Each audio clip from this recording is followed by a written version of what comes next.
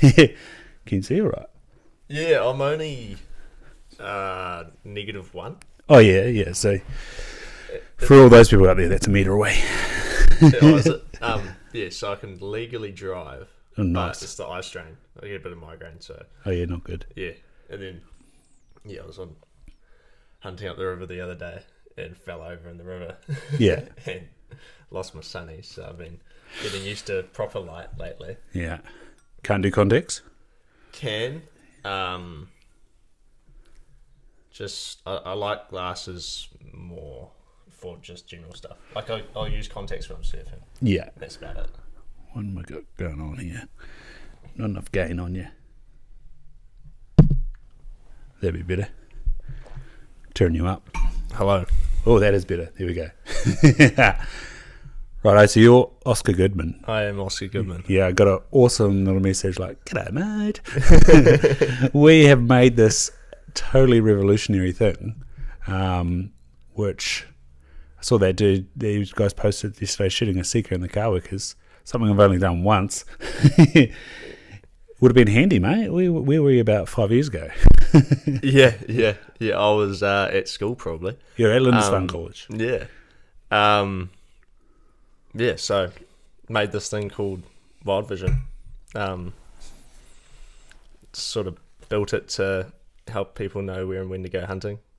Selfishly, I started it to help me know where and when to go hunting. Yeah. But then, thought it provided some value, so pushing it out to everyone else. Absolutely. So how do you go from Lindisfarne to here? Were you in programming and stuff at school, or? No. I've been, so I came down to Canterbury for uni, did industrial product design at UC. Yeah. And then worked as a design contractor for 3 years. Yeah. Both in Hawke's Bay and here. And then Digital design or CAD design. CAD design, yeah. So machinery Yeah. mainly. Yeah. And a few other little products. Did you bring some meat? The cat wants some meat. I didn't. No. I was thinking about it. Sorry about that. And then, finished up with my last job in September and had been running through an idea in my head with a mate. We've been talking every night pretty much after work. We'd get on the phone. How are we going to do this? How are we going to figure out how to make an app that helps us go hunting more? Yeah. And then come the end of September, had a bit of free time, so learned how to code and just Brian and I just spent 3 months working really, really hard to build something, and we got halfway there. We got a prototype that works, and we're sort of trying to get as much feedback as possible so we can make the next updates and make it better, and hopefully make it really valuable to people. It's bloody timely for me because I sort of looked at forecast. Admittedly, I sort of was looking at Apple Map, and it sort of had 3 weekends ago, not too bad. And then that weather system just mustn't have moved off, or something happened, and it just kept raining and blowing. And so I went to some deer sales at Peel Forest Estate, and as they sort of finished, it started spitting, and I was like in two minds because it was the DGNX sale on afterwards, which is just the big whopping trophy heads. Yeah. Or carry on and go to Mount Barossa. And so I haven't been hunting here yet, and so I was like, no, free weekend, I've got to go do it. But in the North Island, I just needed to take a tarpaulin and like perch up against a tree. Yeah. And you can't do that in the Ashburn Mountains. So I was like, trees around. Yeah, not many trees around. I was like 3/4 of the way up looking down at these like stubby little bloody broadleafs that were on the sides of hills. So I was like, I can't camp under there, and I want to be up there, not down here.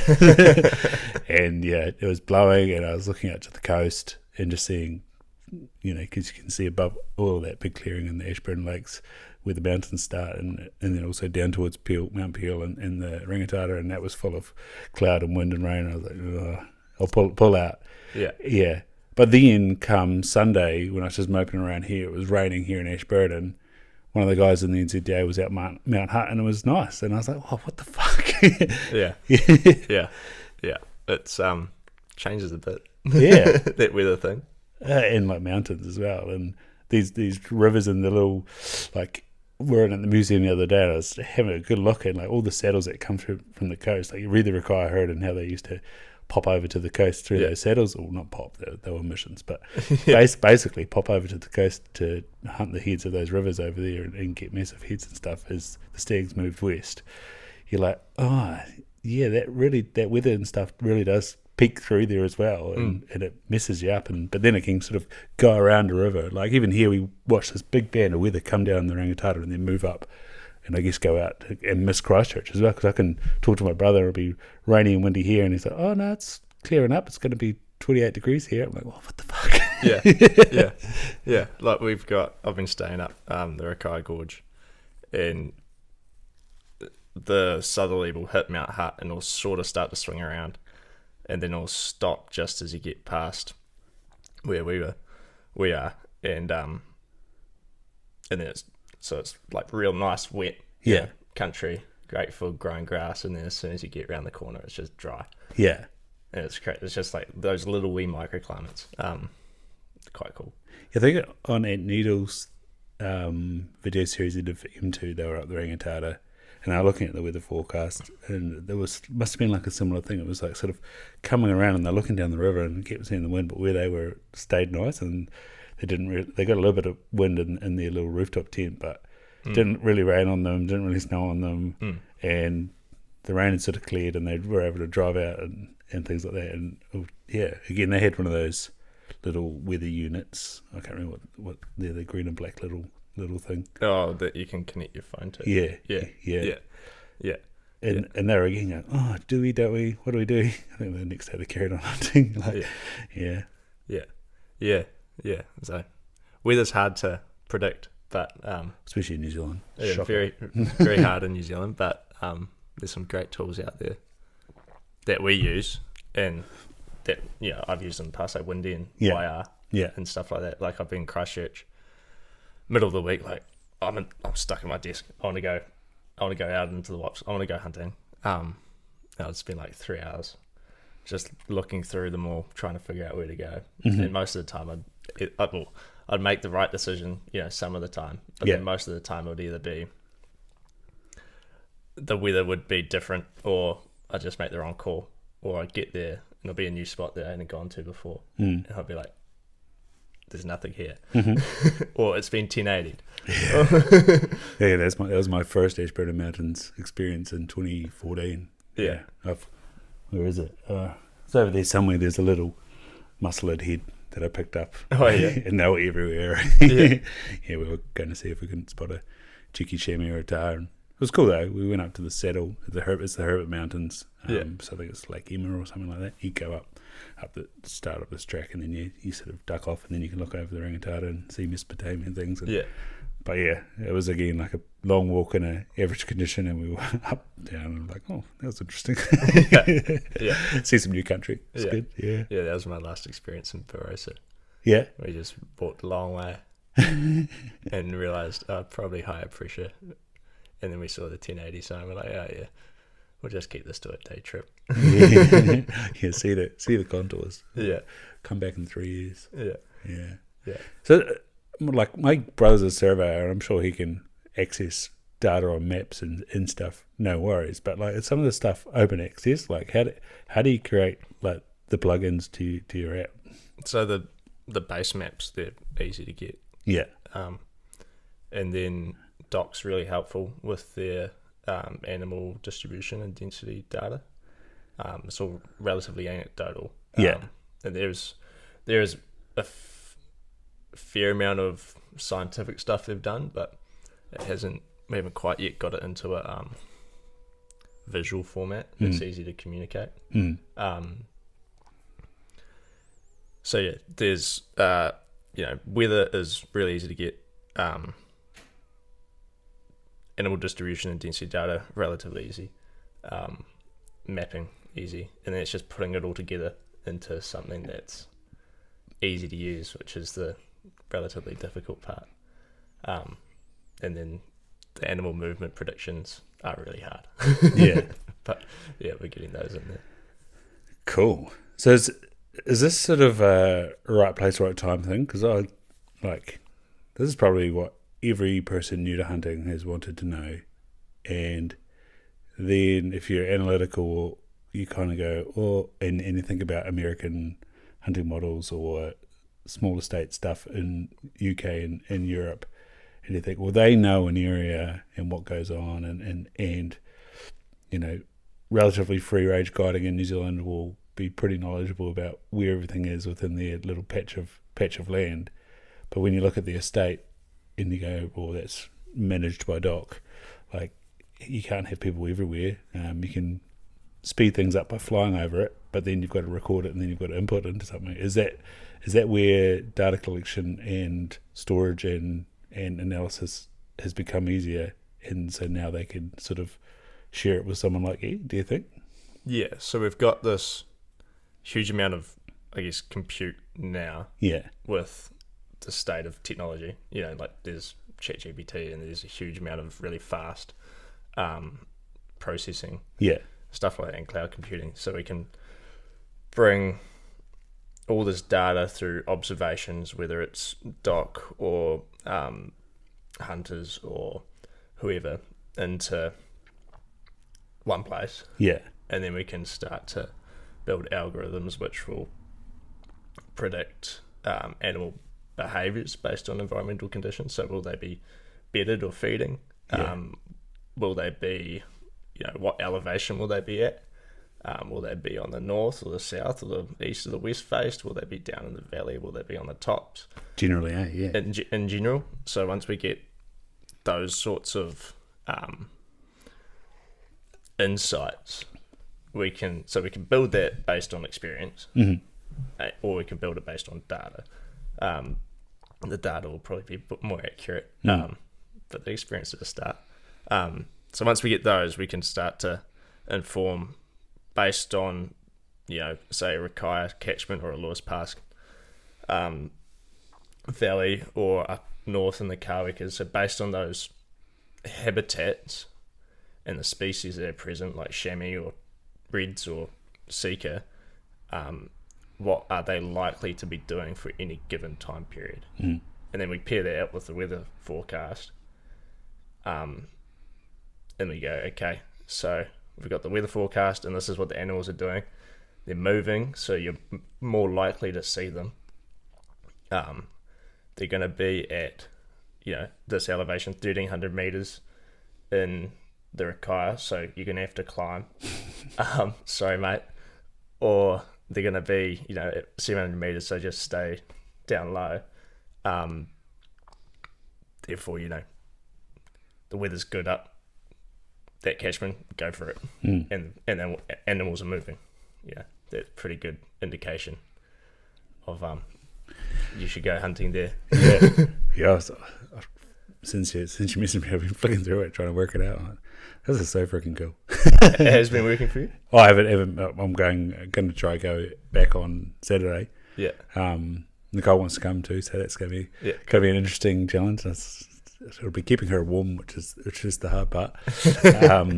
Of course, when you're hiking up the hill, you're warm, but it's when you stop. But I think it's going to be pretty warm this weekend. Yeah, I think I was looking about 7 o'clock. It's still going to be the sort of high singles, and then it's going to push forward into the 30s during the day. Yeah, the movement level predictions got it low. Yeah, until 7 when it.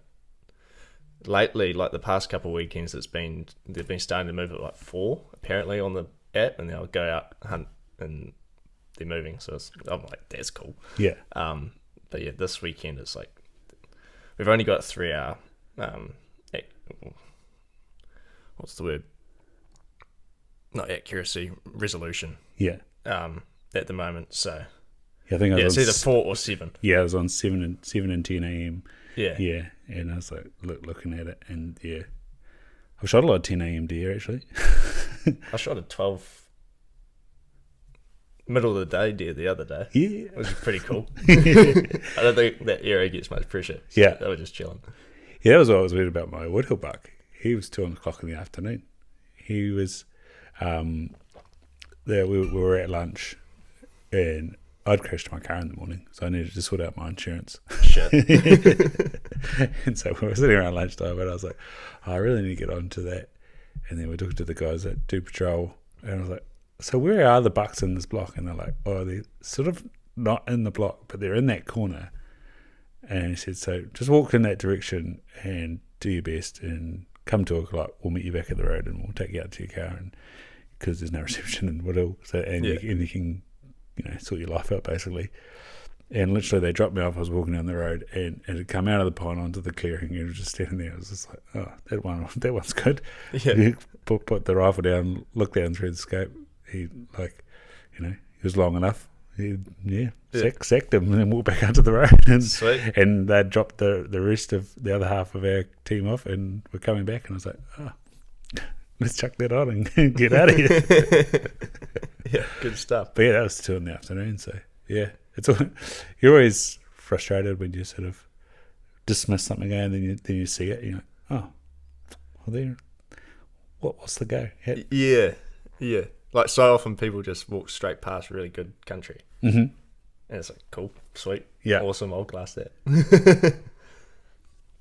But yeah, the pressure effects on animals is real interesting. Mm-hmm. Quite a hard one to crack down because, pressure is relative to traffic, and when animals have been shot at, we don't know how many. Apart from general estimations, it's quite hard to say, oh yeah, this herd gets smashed versus this herd gets nothing. Apart from just going, oh yeah, this is close to a city or close to a road. So how's the tar app now? 2 seasons, 3 seasons? It'd be interesting to watch the period effect. Yeah. Like period 1, 2, 3, 4. Yeah.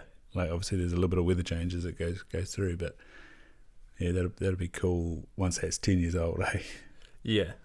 So for data to be accurate, it needs to be a lot of it. Yeah. That's like when people come in and see me, and I do a scan of their nerve, and also get measurements of their nerves at their central vision as well. And it's like, today you compare or don't compare with the normative data, and unfortunately our normative data is only about 600 people. Right. Yeah, and unfortunately, because of data restrictions, the machines can't compile the population, right? Which would be awesome because it's now sort of in common use, getting on sort of 5 to 10 years old. So depending on the unit, I'm sure there's thousands of units around the world doing scans every day. Yeah.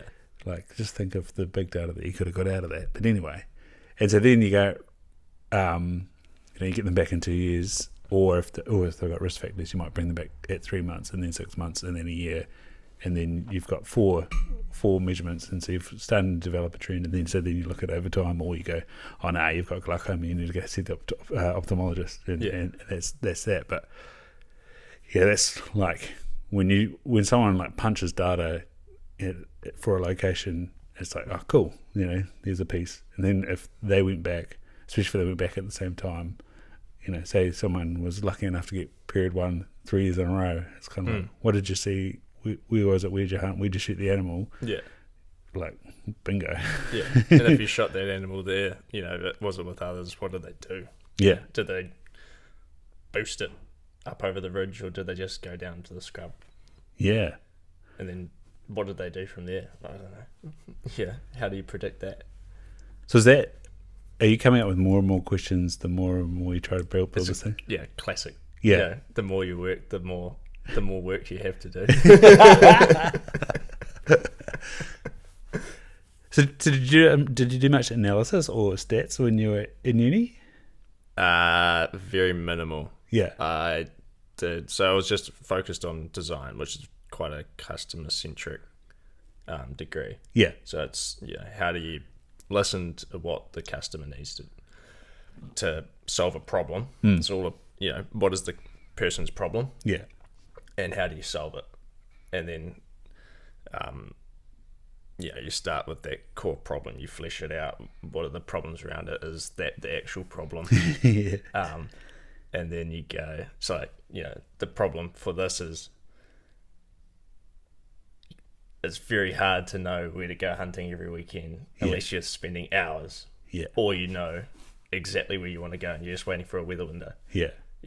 And then, there's so many other small problems around it. Like, if I want to fully plan an area that I haven't gone to before, or even I have gone to before, but it was a couple of years ago. And it's like, okay, what is going to be going on there? So you got to go like weather, and then you're always looking at topo maps, like studying those things. Yeah. And then I always check pesticide maps, because I've been done in a few too many times.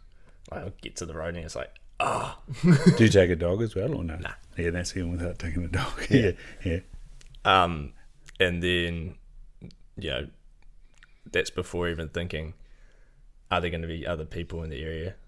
And it's like, yeah, if there are, sweet, I'll just, make my own way, which isn't so much of a problem down here compared to up north. And then, are there going to be helicopters working or have there? And it's like, that's just an unknown. Got to just got to deal with that one. Well, I've got a mate in Mount Summers that sent me a photo of the Alpine Helicopter's massive fridge truck. And he's like, yeah, it's probably not going to be that dense. I was like, oh, yeah, that's good to know. Yeah. Ashburn Mountains, by the way, people. that's why on your maps it's blue there at the moment, isn't it? Mount Summers is not too bad. It's a yellow. Yeah, those, on the eastern side of the main divide, there's apparently, especially in the Ashburton, I haven't seen many deer in there at all. Yeah. And the data's saying there's low amounts of deer, which is, that's what I've experienced on public land. On private land, it's a different story. And then, it seems the further west you go, it's saying more deer. And, I've been up there, just more deer. Yeah, you've got a red patch right up a bit higher. Yeah. You can go find it if you want. Yeah. and go there if you want to. It's a hard slog. Yeah. That's red. Yeah. I tried to get up there the other day.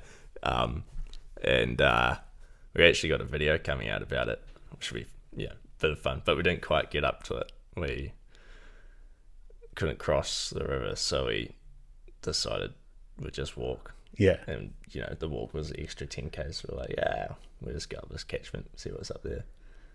That was fun. Didn't get into the red zone, but got into the orange zone. Yeah. It's a real nice stag.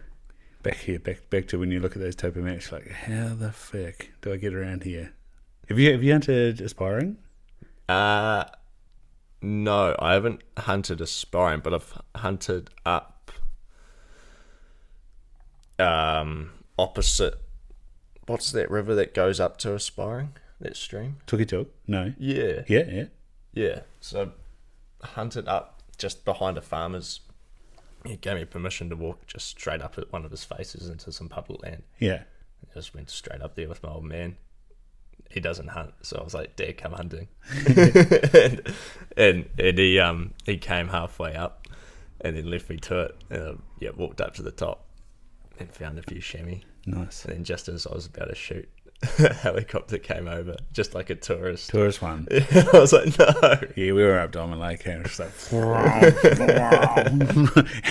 like I was on it with the girls, and even my aunt and uncle and stuff, and mum and dad and Nicole, and it was like helicopters coming on, and it was in his birthday, and we're like, oh, idiots, we've got our right off the hill, and they just go off to the back of Triple Car and have probably take a couple of photos in the scree or something, or on the whatever little bit of snow that was left, but.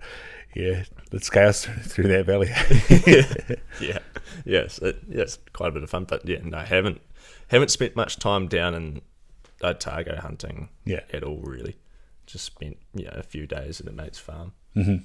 Yeah, no fun. Yeah, again, studying topomax, say you go up and down the South Island, like, oh, that'd be good, and then you like look at how close some of those topographical lines are, you're like, oh, that'd be steep. Because I've hunted Timaru Creek 3 or 4 times, and then we got a Blue River ballot, and literally me and my mate walked all the way to the top in the flats and just kept looking up going, I don't know what the hell to do. They are shocking. I think parts of the Kawikas where I went, it got good steepness to them, and even where I went down in Kaimanawas was nice and steep, and I survived. And I think now I understand that, like, the old hangover question, but did you die? Needs to come into the back of your mind a little bit when you're in those areas, eh? Yeah. My first hunt I went on was up Bush Stream, and my mate took me in first year of uni, and that is steep. Mm-hmm. Yeah, just up the Rangitata, I went straight up the Sawtooth, and shot a couple tars, shot my first tar. It was awesome. But then, recovering them, he was like, yeah, no, it's just over there. And I'm like, it's a cliff, mate. He's like, no, it should be right. So then fall down, 2 meter, 3 meter bluff or whatever it was. You fell down, or I jumped down. You jumped down just to get to the thing, and then go from there. But I was like, this is hunting, wow. And then from there, I realised that it's a bit easier most of the time, a bit easier country. Yeah. Thanks, mate. Yeah, cheers, Fred. So where had you gone much hunting in Hawke's Bay, or? So I only got into, I guess, big game hunting when I came down here. Yeah. Before that, I just would go duck shooting every now and then. Yeah. Go for rabbits and stuff. But yeah, always been keen on it. So got down here, met a couple mates who were really into it, and they started bringing me along. And I was like, this is awesome. So just went all in. Yeah, cool. And then, just trying to learn it from them and from just doing. Like I was consulting, so I could pick my hours. So just, do all the work I needed to do for the week, and then bugger off for the weekend and try to figure out where to go. Was uni 3 or 4 years? 3. 3, yeah. Yeah. And then I went home for 6 months, tried to learned, the Rohinis, and didn't quite learn the Kawikas. But yeah. Where'd you go in Rohini? Just up to Longview. Yeah. I hunted a couple of times Awatiri, and went right up into that slip beneath Longview. Yeah. And it's a cool area, but that monkey scrub gets tall. Yeah. Wow. I saw a deer on my first time up there. Yeah. And we were like, oh yeah, nah, deer's there, sweet. Well, let's get into a shooting position. It looks like there's one over there. And my comparison from down here was Lewis Pass. So I was like, okay, it looks doable. And then we get to the top of the ridge, look down, and it's just this thick monkey scrub. And we're like, all right, okay, let's see if we can get through that. And we're just climbing over top of it. It was wet, so I was like, nah. Yeah, because the one where Awatiri is, that's on the south side, or basically underneath the hut. And I could see the hut like probably 500 metres away, but between the edge of the slip and there, it was just this thick stuff, and I started trying to like push a little bit. And I was like, how the fuck? Yeah. So I don't know if you're in the hut, if you like want to come down or not. I'm sure plenty of people have done it, but yeah, I think it'd be very tempting, and then like pretty disheartening straight away. And I think I know plenty of people that have gone on the north side of the spur to get up to Longview, and I think that's quite the same. Like plenty of deer down in the air, and like you always, when you're down in the tracks on Awatiri looking up at the spur that goes up to Longview, we always see people glassing, like on the little out knobs, glassing into that big area. But they probably don't shoot many. No, I think last time I was up there, I had a mate who had done quite well just going up there. Yeah, he just target times that people weren't. It wasn't really busy. Like he'd go in the middle of the week instead of on the weekend.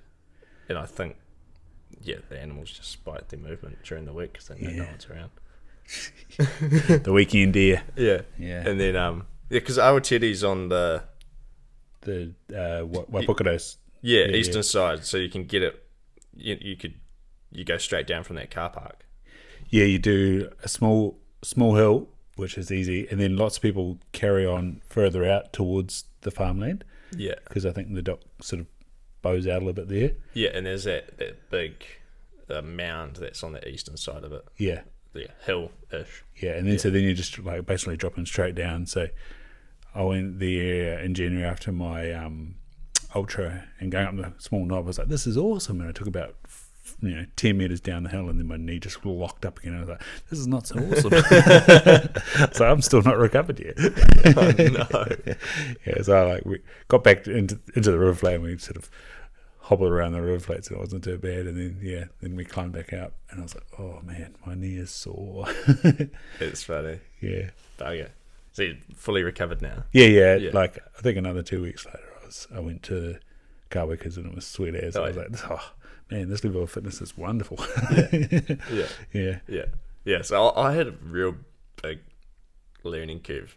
I went home for 6 months, and I was like, okay, know how to hunt in Canterbury.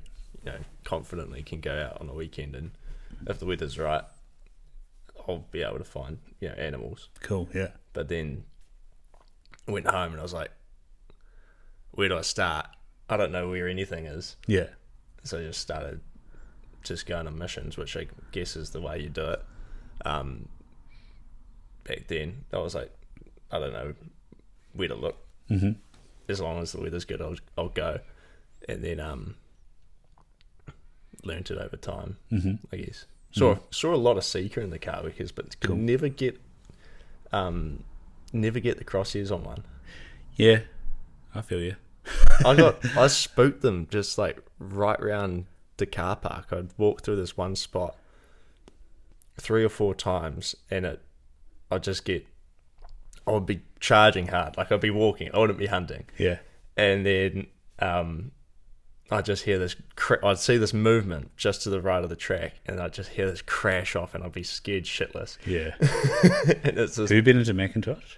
No. So you go up to Duane, and then literally you can turn off, go to the lakes, or you carry on to the edge, and it's literally the car park's at the start of a gorge. Yeah. And so you walk about 100 meters, and then you just start dropping down. And so this one time I was like, I'd finished work on my Pukedo, so I got there about probably 6 o'clock, pack on my back, ready to go, and I literally did the 100 meters, and then it's a right turn, and then at the end of the first strip before, because it's zigzag, first strip there's a hind sitting right there, and then she bolts it down the friggin' hill. I'm like, you are gotta be kidding me. And then then it was getting dark because you go down and up. And then I was going along, and they were squealing all around the place. And then I got to the hut, and then there's the hut stag, just like I go for a piss, and he's sitting right there, and I've got him in my head torch. He's just like 200 meters off from the hut. I'm like, you're a prick, man. And so like him and another hind would be like just off on the edge squealing all night. And there's some possums as well around us. For God's sake. They get up in the morning, it's kind of claggy. I walk up towards the Kiwi saddle, and nothing too much going on, and then I come back, have a little nap. And then I walk back the other way towards the, whatever that river is it? Might be Lawrence River. Yeah, towards there. And I sort of get to where it drops off and pull out and come back. And then, sure enough, there's 4 summer stags sitting there, and a little spiker, which stupidly I thought was a hind, so that's why I shot it. And then it's like got little buttons. I'm like, hey, that would make more sense, eh? 3 stags in December. But yeah, again, like heaps of time walking through there, because it's just wild and conifers, eh? You just hear or you get that like waft, eh? You're like, oh, it's somewhere. And you sit there, you wait, and then you make one move and then crash off again. You're like, fuck's sake.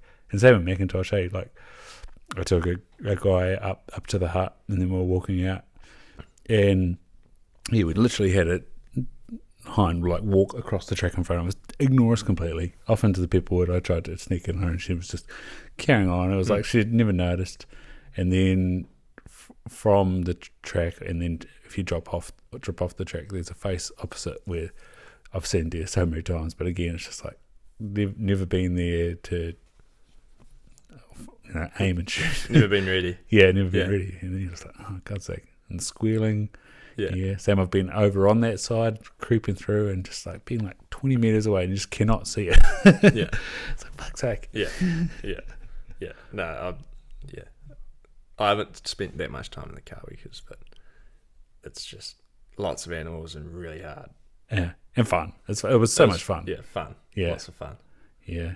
And again, I tried to link up some areas, so that meant crawling through Kanuka. And then like finally getting back to the track, I've been absolutely exhausted. I'm like starting to walk out. I think it's sort of 3Ks from there. And I'm thinking, oh, I've got that morrow in my pack. Oh, I might get there. And then I look up and then there's this young stag there. He's beep, and right off he runs. Fuck you. Yeah. So it's a bit like playing golf, that one good shot. Yeah. I'll be back next week. Yeah. Well, golf is one of those things. I've played it a bit, but I've stopped because I'll go into, I'll play a game. I like to do things that, win or lose, I still feel good at the end of the day. Yeah. And golf is just not it. Hunting, I could have the worst hunt ever where I see nothing, or I miss, or I trip over and lose my glasses, or it just clags out the whole time, or something goes wrong, but I still come out. I'm like, yeah, that was fun. That was fun, eh? Yeah. Absolutely. Holy shit. So where did you learn the program side of things? Did you have much understanding, or University of YouTube, or yeah, pretty much. Yeah. University of YouTube and this amazing thing called ChatGPT these days. For real? You can just learn anything. And so was it also helping you to write code? Yeah. So it's like you can effectively speed up things by like 100 times. So if we were to do things by ourselves, what we'd done would probably take us 6 months to a year. Yeah. And we would need to have found funding, and we would need to have found, maybe some help from programmers and stuff like that. Yeah. From engineers. But because we're able to effectively speed up our way that we learn through asking this assistant effectively, or a team of software engineers in the form of ChatGPT, we've done what we can do in 3 months or 2 months. Then we can, go, sweet, we've done that. What's the next step? Yeah. And what do we need to do next to make sure it's, valuable? Yeah. For people. For hunters to go and, shoot more deer or... This is mind blowing. Yeah, it's crazy. Have you had someone critique the back end of it yet? Like go in and look at it? Oh, nah. No? I wonder what they'll think, eh? They'll probably think it's terrible. Don't worry, like our practice management software is freaking unreal in the back end, so I'm not worried. We did it fast. We did it. There's people all around the world using the software going, oh, can you do this? No. Why not? We did it fast, and we were able to do it, and we learned how to do it. Yeah. It works. What needs to do to make an app? I'm not too sure. I haven't researched too much into making an app yet. Yeah. The high level of it seems fairly simple. It's just learning a new programming language, which is like Swift or something, which is what the App Store uses. And then it costs a bit of money to do it to make it on the App Store, to make it go on the App Store or something. Yeah. But yeah, I think the core of the product stays the same. Yeah. Which is good. But yeah, App Store, like a physical app, well, not a physical app, but an app that's actually downloaded is definitely the holy grail for us. Have you been and played on like Onyx or whatever? On what? I think it's called OnX. On X? Oh, yeah.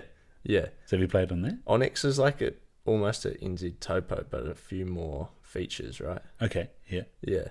And then there's a few other interesting ones. Like, there's really interesting products that come out of America. They're all really tailored to American hunting. Yeah. Like, there's Onyx, there's Spartan Forge, and there is Go Hunt. Yeah. Yeah. And Go Hunt's like focused on draw odds and, you know, which areas you can get your what's it called, a tag? Yeah. Get your tags, what sort of animals are present, what the odds are like, and a little bit of mapping. Mm-hmm. And they also have like a store function or something. And then Onyx is like an NZ Topo 50, but I think it's got weather mapping in it too, and a little bit more advanced maps. Like, it's NZ Topo's satellite map is quite granular. Mm-hmm. You can't zoom in that far, and when you do zoom in, it's real coarse resolution. So theirs is like really defined, which is quite cool. And then Spartan Forge is kind of similar to what we're doing. They've got mapping. They're doing LiDAR mapping, so you can ask them to put a drone over a block of land and all LiDAR map like tracks and stuff through trees. Which is quite cool. And then they'll have animal movement predictions and movement level predictions based on I think it's satellite tracking data, which is quite cool. And then it's weather mapping and stuff like that. Yeah, but it's quite a complex, hard to get your head around interface from what I've seen. But yeah, real cool. Where'd you get the idea of sliders and transparency and stuff? That was Brian. Yeah. That was, my mate who I'm building WildVision with.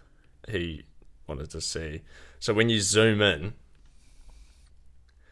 and you've got an animal layer like red deer and you've got like the movement layer on at the same time, you zoom in all the way because you want to look at it like a specific catchment or something, and you can't, like, you start to not be able to see that much underneath it. Like the topo map doesn't show through that well, so if you drop those transparency values, you'll be able to see it more, or decrease the opacity or whatever. Yeah, that's sort of how we're just like, we can't see anything. Yeah. Far out.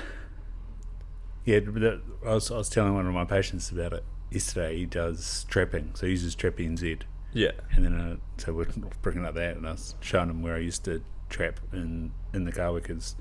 And then I was talking to you, and we were like, well, how do we get this tracking? Oh, yeah, the rubbish is here. Rubbish man. Yeah, and then we're laughing. It's like, so I guess they're tracking you then. Yeah. How have you sort of, what's been the journey into data protection and that sort of stuff? Yeah, so so far all of your user data is all protected. Like, your password is encrypted. Yeah. So like, there's no chance that anyone, including us, can ever even figure out what your password is, which is great. I don't want that to happen to me, and I know that everyone doesn't want that to happen to them. Yeah. And then in terms of observation data, so which is probably the real big thing in spot data. So your favorite spots and any animal observations that you log. So you log observations if you want to see, record where you've seen the most animals just for yourself on the map, and then in the future, if you want to be a part of the machine learning program to train a computer to predict animal movements. So if you want to be a part of those two things, and then possibly in the future, if you want to share an observation, so like you're seeing 20 hinds in a catchment, you're like, I could shoot one, but there's too many there. You maybe share that with people and go, hey, we need to do a bit more control here, guys. And stuff like that. It's just an idea.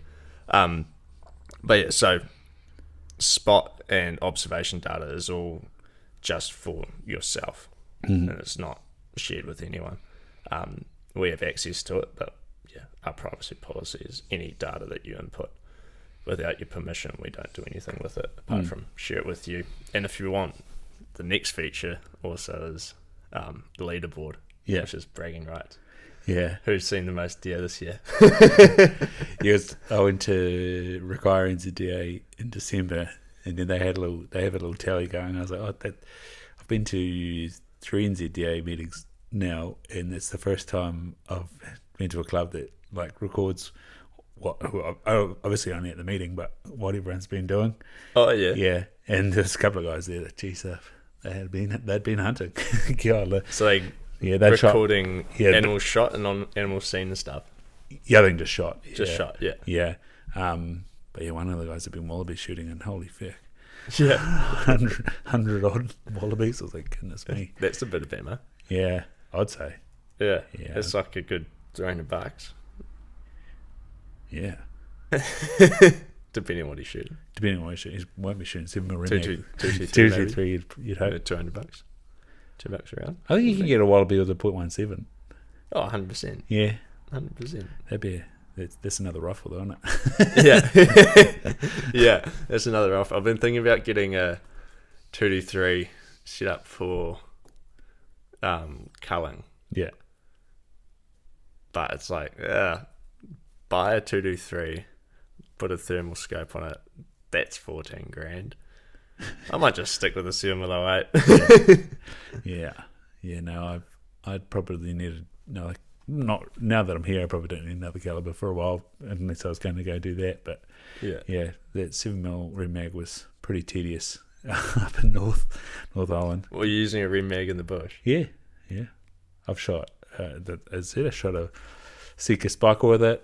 I've shot a couple of reds with it. Yeah. I've shot a fallow doe with it. Yeah. It definitely works. Oh yeah. I love put some holes in things, but yeah. But then if you shoot them back a little bit back in the lungs, they don't go very far. Yeah. I've been using a 708 for five years. Yeah. Since I started, and I was using these 160 grain pills for a while. Yeah. And they were awesome. Like when they hit, they're similar Red Mag projectile. That's what mine are, 162s. Yeah, and when they hit, but anything over, if there was any wind at all, they just drift so much. Oh, right. And the other day I missed a hind. Do you know how fast they go? Pretty slow. Yeah. They drop real big time. Because I think out of mine they're going about 3,000. Oh, yeah, no, they're going like 2,000, maybe 1,900. Wow, yeah. They're quite slow. And, check that. I don't. Yeah, a bunch of loaders are going, fucking bullshit. Yeah, check that. And, I aimed at this hind at 250 yards. It was a howling nor'wester. And it was crosswind, left to right. And, gave it this much windage in front of its chest. Yeah. In front of its front shoulder. And completely missed down to the right. Wow, yeah. And I was like, what? And then took it to the range. I was like, is the gun shooting straight? Or am I being a dick? Or what's going on? So went and bought some 140s and then tried those 160s. Took it to 100.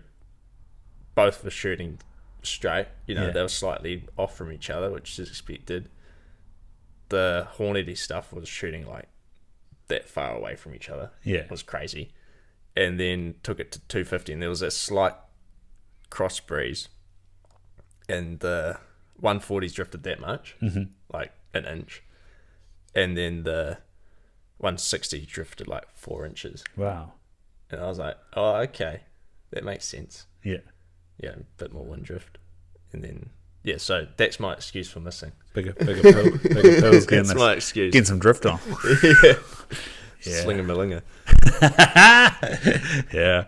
I remember my mate, he had shortened his 308 and we shot some wood and went through them sideways. I was like, we're like, what's the twist on that barrel? It's one of those like learning experiences. Like, you know nothing about guns and ammo, and you like read the hunting magazines. Like, what are they talking about? And then you see someone with a shorted 308 and the pill goes sideways through the board, and you're like, why does it do that? And they're like, twist, length, and you're like, oh, okay, this is starting to make sense now. So was it twisting enough? Yeah, well, not enough twist Yeah. for how long it was going through the barrel. tumbling into the Don't pool. want that. No, Don't want that at all. So I don't know what he's done about that gun or not. But yeah, I think that's a new barrel. yeah, I think it is a new barrel. Yeah. Fun things, rifles. Or maybe it was subsonic as well. So maybe it need more speed. Yeah, that makes sense. Again, all the people that actually know what they're talking about, they're like, you fucking idiots. Yeah, I'll stick to computers. Yeah, I'll stick to eyes.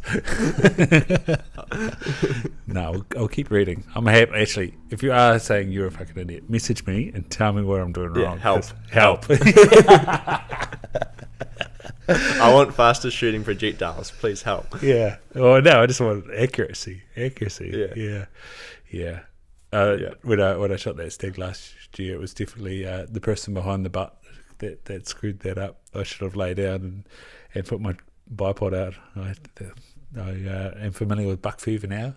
Yeah, got it through the chest. There was a very long hour of not bringing antlers home. Yeah, I learned that one a long time ago. Like when I was first learning, I was real fortunate to be able to have access to private land, and went out with my mate. My mate took me along, and we had this hind at I think 300 yards or something, and we first saw it from the truck. So like, oh yeah, we had a 300 Win Mag, and I was like, yeah, sweet, we can shoot it from here. And I decided to set up on the bonnet, instead of on the ground. Yeah. And then missed, and I was like, what do I do? Next time I'll set up on the ground. Next time set up on the ground was fine, but yeah, shooting from I haven't done much shooting from just standing.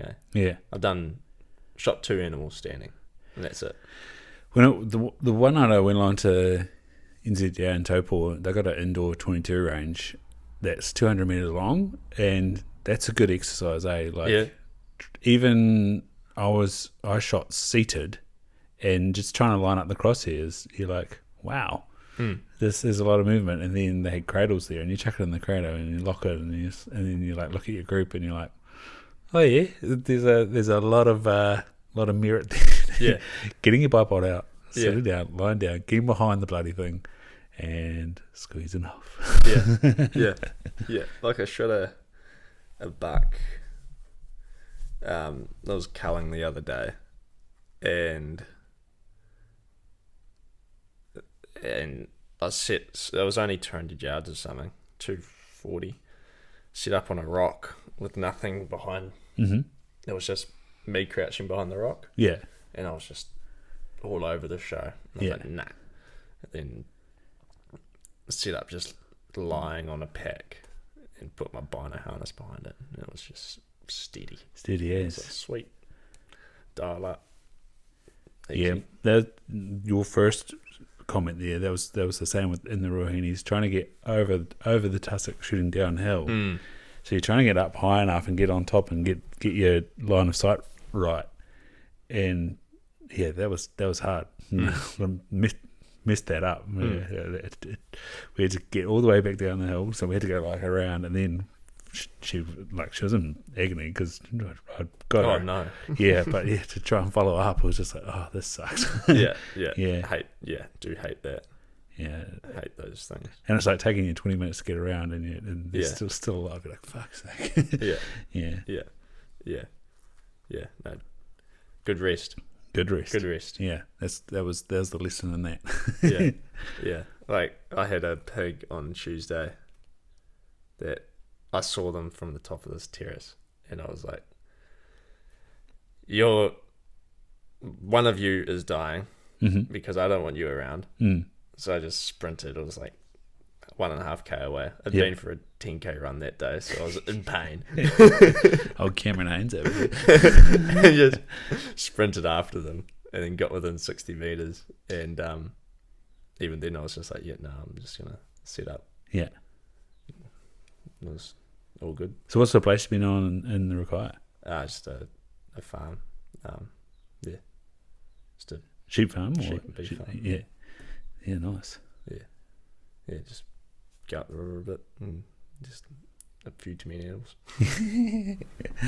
Oh, nice. Yeah. Up that way. Manuka Point's for sale if anyone's got a few million around. Release point of the Rakaia, I heard. Yeah. I found that out the other day. I was like, oh. Oh, is that where they were released? Yeah. Is it called Double Hill or whatever it is? Double Hill. Yeah. Yeah. And according to old Benwell, they just hung out there for a while.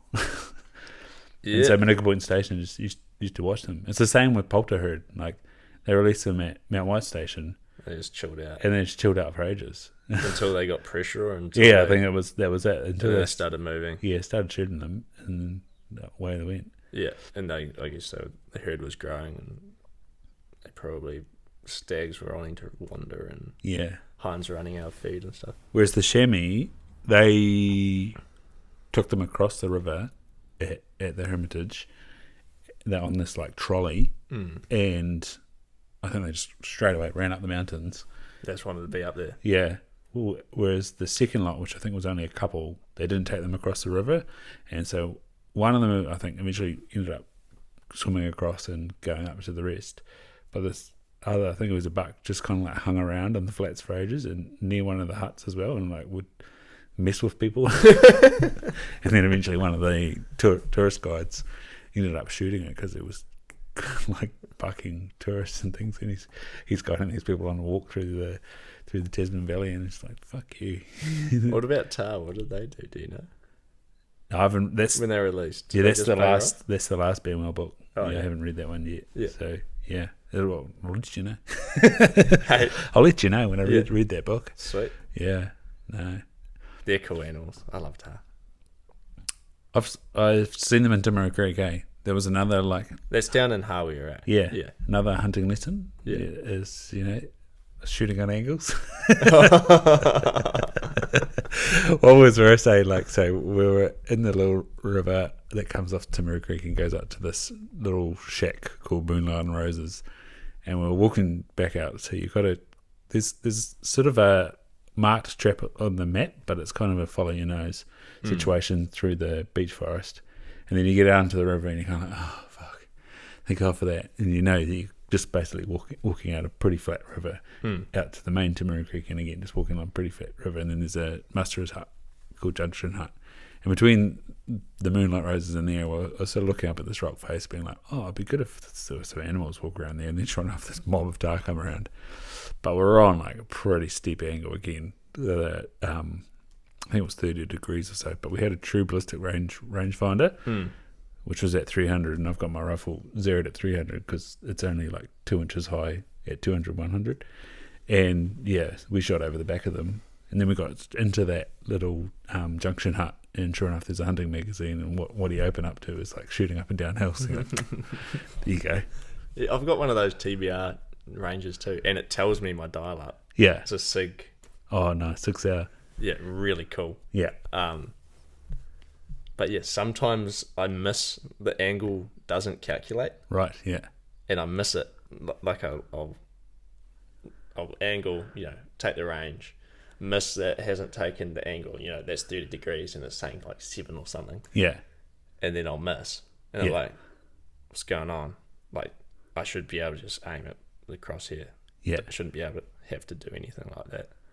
Because this thing should tell me every now and then it will be like just stuck on 7 for a while, and then I'll like tap it and it'll come right.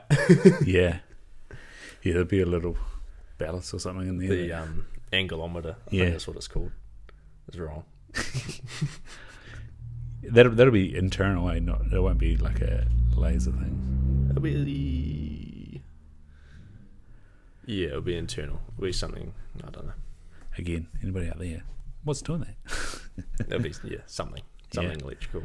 Has been any Greg Dawley and his bloody 30 years of Friday magazine articles, eh? Yeah. Like, well, actually, it's this. You know? Yeah, my mate Brian will know. He used to do this. He used to do that sort of stuff for his old stuff. Yeah. Yeah. Yeah. Just technologically Buried, sound. technologically sound. Yeah. Yeah. He's a beast. Yeah. Very smart man. I was in at our lens manufacturing company that's in Christchurch the other day, and they had these CNC lathes for making contact lenses. So What? Yeah. And they were just like telling me, like, yeah, these are just running off programs. And Yeah. and I was like, wow.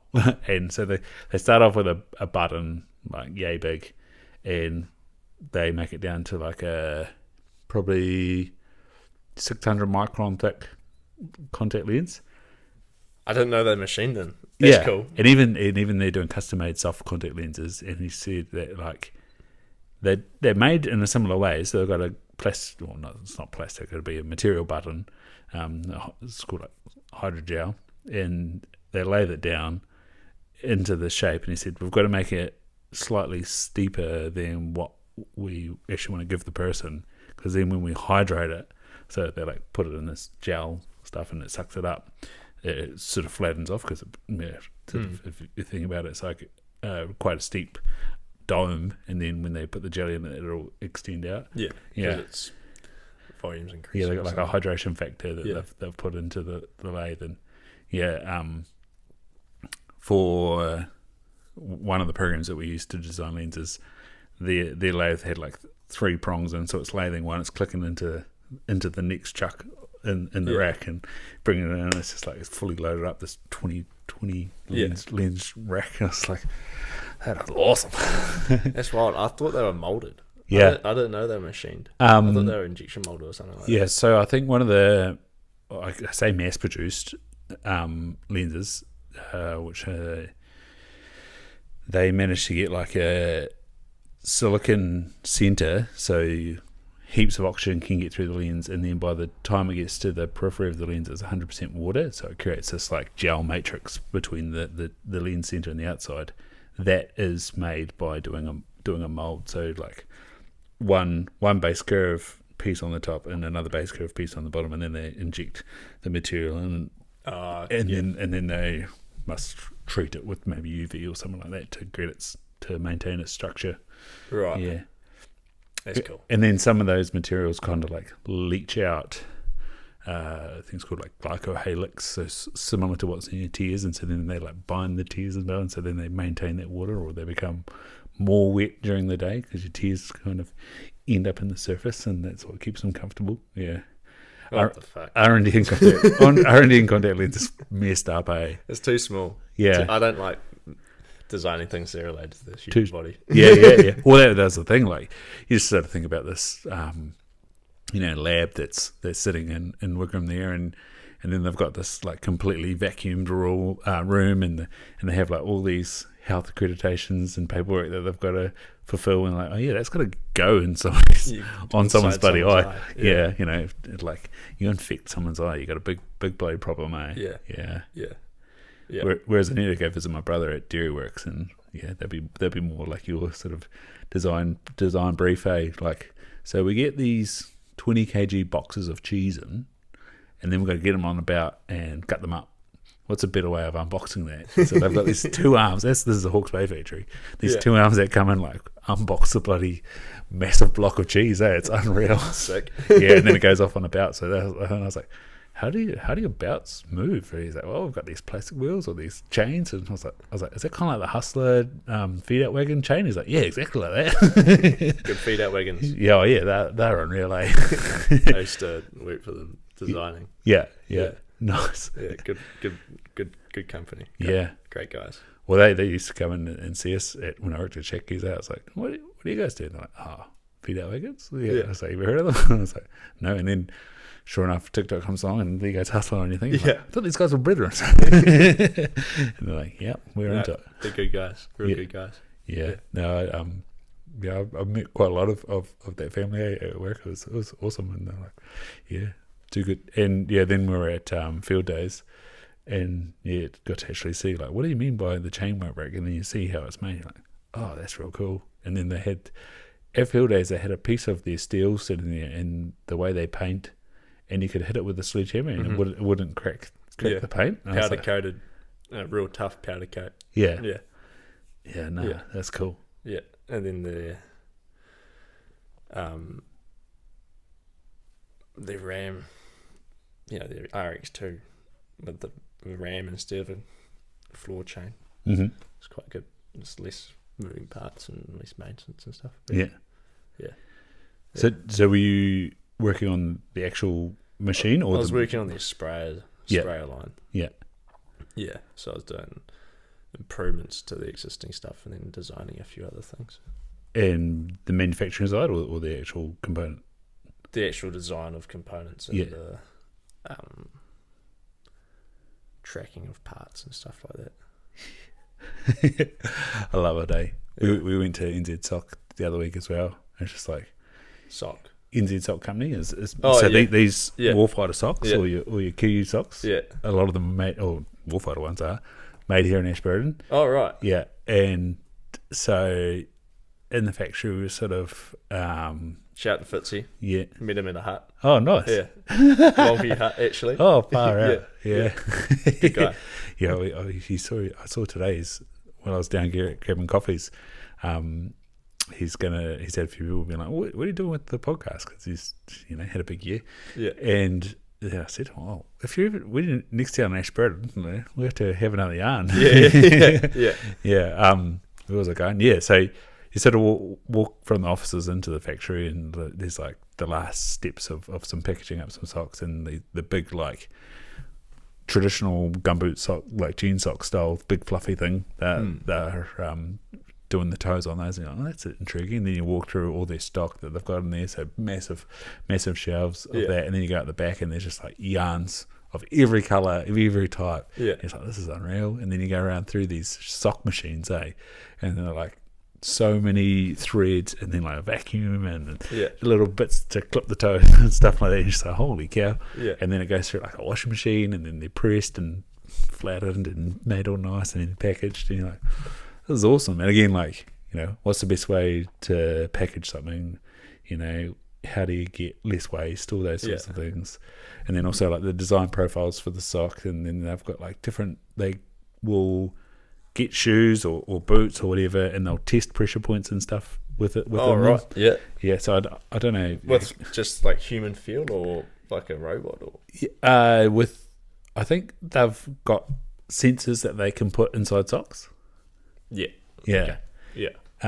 And so like the forwards rugby boots for the massive wide, front rowers, how do we make these boots not break? Yeah. Where's the pressure coming on the foot currently, and how do we then reshape it? And I guess also like insole. Like have you seen how like there's some YouTube and TikTok pages dedicated to like the difference between the football boot that you'll get, say in Rebel Sport, and what's actually worn in the World Cup? No. Yeah, so especially the elite players, like say David Beckham's boot. Like, you could buy the Predator, but then what he's wearing out is completely different. And so like, is it customized or is it just a completely different boot? So like these Adidas shoes, he'd have that tongue folded over, and he started off pretty standard, and so then he stopped using those two laces. So then he had it down there, and then then they put the elastic on it, but because he had it down there, they made that elastic shorter for him. Right. And then they have like different back ends, and then like different stud patterns. Yeah. And they'd, especially one of the designs, they had like two plates, but then at the World Cup or whatever, they'd have the same plate, or they'd get a plate from a different style boot, but they'd like have the upper of say Predator or whatever, or F50 and things. I was like, that's nuts. Yeah. No, it's crazy. And back to socks, I was saying to Gambia, I was like, what are you going to do about all these bloody footballers that got in their head that they're chopping up their socks? Have you seen this? No. So they take. I try to stay off social media. Right? I really try. So they take the bottom of their socks so they can wear like one of these with grips on the bottom. Yeah. And then, like, I like a good tight sock, But they're just like so. But then they'll wear a compression sock, so this makes no fucking sense. It's just a thing, and so they'll put like a slit in the sock under their calf and a slit in the sock up above their calf. I think it's just a neurotic thing that footballers are doing because one of them's doing it. Heaps of other people do it. I just think it's cool. Yeah. And so I was like, hey, and she's like, yeah, we're working on that. It's like, why do we? Maybe we just don't even put the foot on them. Maybe we just give them a tube. Here's a tube. We whatever bottom sock you want. But yeah, there's a bit of. I think there's also a bit of like sponsors thing going on. So like, say it's a Nike kit. Or like say Auckland FC, you're wearing New Balance kit and everyone's wearing like a Puma boot or Adidas boot, so then they can wear like a Adidas sock underneath, over top of it or something. Or it's sort of underneath, but they can get a little logo down there, and they have no logo on the boot or something. Yeah. Nah, chaos. Nice. Yeah, branding, marketing, all that stuff. Yeah. Who did your branding? I did. You did? Yeah. You on ChatGPT? No, I drew it. You drew it? Yeah. It was great. It was like a real fun design exercise. Because it was like, came up with the name WildVision. Yeah. Because it's sort of, it's wild, focused on wild, we'd focused on making the most out of effectively the weekend. Yeah. And then vision is like, okay, we're trying to make predictions on where to go hunting or what to do or all that sort of stuff. And then I was like, okay, how can I make it a logo that sort of conveys that? So I thought, how about I trace some rivers? Yeah. So I traced the confluence of the Matthias, Rakaya and Wilberforce and then drew a circle around it. And I was like, that looks like an eye. You know, like the veins in the eye. And I was like, okay, that's cool. Just left it at that. Go for that. I got a white and a black version. We were very lucky. My brother-in-law's a graphic designer as well. And it was like, here's what it currently looks like. I don't like it. Can you make something else? And he managed to get A and E, capital A and a small E into an eye, and we're like, bloody hell, that's good, man. And then it was like this first one was like, that's really awesome. He's like, nah, it's not right. And you're like, what's not right? And then he comes back and you're like, what did you even do? Like, it's just like made like a little bit of extra curve on his A's, and he's like, now it's right. Like, I've always been a designer that's focused mainly on function, instead of form. Yeah. So like, if it looks good enough to me, it's just like, sweet, push it out. I'm quite a if it works and it conveys what I'm trying to convey, that's good enough. That's where graphic design's amazing. Like, say for example, Hustler. You've got this one word that's just like scalable and whatever, and then you're like, well, where are we going to put this on? On, and they've got all of the angles the same. Yeah. So they've got like the Hus. I think it's got an H on the everywhere where they've got like a kick, it's exactly the same angle. It's consistent across the brand, which is quite cool. Yeah. But I haven't got to that point. If I gave my brand to someone else, they'd probably be able to make it amazing. Yeah. But I don't have the time or the resources to do that quite yet. And so why does it need to be .ai? Hey? Why are you .ai? That is domain name. Yeah. Yeah. So wildvision.com is taken. Yeah. Right. Yeah. So that's all that was about. Yeah, that's taken. So it's wildvisionai.com. And there's also wildvisionhunt.com, which is on the Wix landing page, but that's about to be made redundant. Mm-hmm. Yeah. I've got a new update that I need to show you. Yeah, cool. Go. Yeah. Don't know where my laptop is. We do. Maybe I'll show you afterward. Yeah. Tell me about it. Yeah. Yeah, a little wee sneak peek. Oh, cool. Got favourite spots. So like at the moment you can plan a hunt based on the map forecast. Mm-hmm. So it's like you just go forward throughout the day and the week, and you just see the weather coming through and the movement coming through. I saw the video where you sort of outlined a little catchment. You had sort of Ngamatea Station. And you put a circle around a stream, or yeah, I put the favorite spot on there. Yeah. So it's doing that. Yeah. And then so you record your favorite spots. It's similar to like a YR or like YR.ino sort of thing. Like you can favorite a place that you always want to look at the forecast. Right. Cool. So I've just done all that and then going, okay, so I've got these spots and I just want to know the 5-day forecast for that spot. Uh-huh. So I can just look at it and it's like, yeah, it's raining that day and that day, and movement level is this. And it's Nice. like, sweet, easy. That's way easier than trying to look through the map the whole time, because like you lose focus and you can only see one layer at a time. Yeah. Versus in a graph, it's like, or a table, it's like you can see everything all at once. Yeah. For that one spot, and it's real simple. So that's the next one. Simplicity. It's beautiful. Yeah. Like, yeah. It's been a process of like, right, we've got the map in New Zealand. Yeah. Like, how are we going to use the map in New Zealand? And then it's like, okay, well, however many users, and they're going to all these places, and that's them. And like, well, how do we then back to you? Or like, how do we then customer focus? Yeah. How do we distill all this information down into something that's really simple, Yeah. and easy? I don't want, it was born from me just being me and Brian and I, that's the right way to say it, isn't it? Yeah. Always wanting to go for a hunt, but never being able, like, it could be a problem to do with indecision, but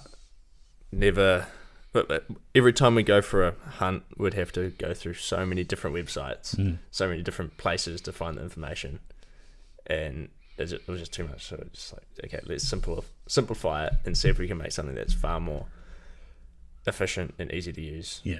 And just hopefully helps people shoot more deer. Where's Brian's background? He lives in Nelson. He's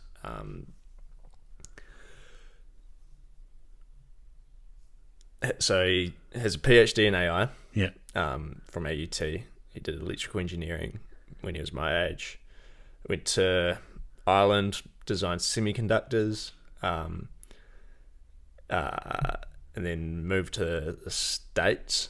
And he was mainly chasing hang gliding when he was my age. Cool. He grew up hunting the carvacers. Yeah. And then went to the States, founded a company called Zephyr Technologies, which built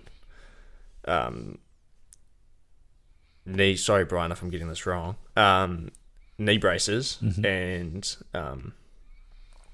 which had sort of sensors in them, so they'd give these to doctors, and the doctors would be able to track patients' recovery progress, and they also did like heart rate sensors and stuff like that for athletes. Yeah. So it's like a performance tracking sort of company, and like Apple and stuff used his stuff to program smartwatches, which was cool. I need to check with Brian if that's... Yeah. Wonder if you're listening, Brian, I wonder if he's had any crossover with Circuband. So it'd be more in the knee brace realm, but so Circuband's are like resistance bands things. Yeah. But then they can add a clip to it, and which connects to an app and looks at like force outputs and stuff like that.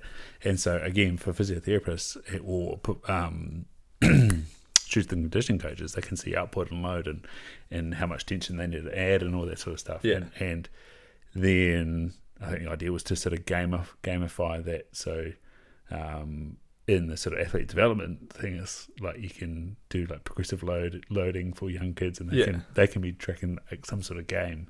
Like, I don't know if you've ever been on Concept 2. There's boat race and things like and different sort of almost like pong games and things that you can do with like stroke rate or with wattage that you're getting out of the erg. Oh, cool. Yeah. So like again, those monitors on the Concept 2 are pretty small and rudimentary, but there's enough sort of programming in there and computer compatibility to, get the force output that you got through the chain to, make something interesting. Because Instead of going or getting a sore ass is bloody boring. Yeah, exactly. Yeah.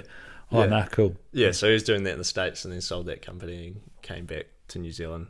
And, settled down in Nelson. And how did you find him? So I was doing, when I was at uni, I was helping a Canadian company to design and bring to market a bioluminescent fishing lure to solve a plastic pollution problem in commercial longline fisheries. Wow. So, commercial longliners would globally use 2 million glow sticks a year. 2 billion, sorry. And they lose like 33%. So I was like, okay, that's a problem. I found some washed up on the beach and I was like, what the fuck is this? Yeah. Researched it and I was like, okay, that's a big problem. Can I solve it? Found a Canadian company to work with. And they, we made a product and I'm not sure if it's been brought to market yet. And then, Brian helped me through all that. Met him through doing a pitch or something. And then I was like, this guy's awesome. And Brian sort of took me under his wing a bit. And then we were chewing the fat one day. And I was just talking about, I was working with commercial fishermen a lot. And I was, there's quite a, between the quite a large factor in a commercial fisherman's success or a boat success is where the skipper puts the lines, puts the nets and stuff like that. And it's the same with recreational fishers. So I was thinking, okay, what if you could bring all the information needed to make an effective line or net setting decision into one place where you can, have a computer help you make that decision. And we were talking about that, and then we were like, what about hunting? Yeah. That would be way more fun. So, we're both real keen hunters, and I was like, that sounds awesome. Let's do that. So that was like 2 years ago. For sure. Yeah. Same problem, just more fun. Yeah. Yeah. So it was like you see driving this, like you've got creative skills, reach out to companies type stuff. Like what was the, obviously universities want people to carry on and do PhDs, but what was for the majority of students, what was the drive to get into work and things like that? Like you're learning a professional applicable skill, especially in the modern day. Yeah. What was the sort of drive? Were they fostering people that are entrepreneurial, or they fostering people to get into industries and things like that, or were there many pathways? I think UC, and especially product design, was quite entrepreneurial focused. Yeah. Like product design had a lot of pitching and stuff in it. And by the nature of the course, you're looking for problems. You're getting taught how to look for problems. So you're trying to come up with new things to solve. Yeah. So it's like, inherently while you're doing it, and once, as you're learning all these skills, you start to identify all these problems. And it kind of gets a bit too much. So many problems. You've got to learn to sort of just pull back and chill out a bit.